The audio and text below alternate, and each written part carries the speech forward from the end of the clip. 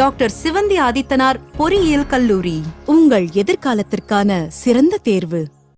புகழ்பெற்ற குருவாயூர் தேவஸ்வத்தில் பக்தர்கள் அளித்த தங்கம் வெள்ளிக்கு துல்லியமான கணக்கு இல்லை என்றும் 43 ஆண்டுகளாக மதிப்பீட்டு பொருட்கள் ஆய்வு செய்யப்படவில்லை என்றும் கேரள உயர்நீதிமன்றம் கடும் கண்டனம் தெரிவித்துள்ளது.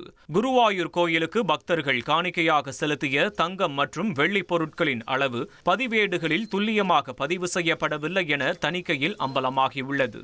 மேலும் கோயிலில் உள்ள பல கோடி மதிப்பிலான தங்கம் மற்றும் வைரம் உள்ளிட்ட பொருட்களை கடந்த 43 ஆண்டுகளாக தேவஸ்தானம் அதிகாரிகள் நேரில் சரிபார்க்கவில்லை என உயர்நீதிமன்றம் சுட்டிக்காட்டியுள்ளது.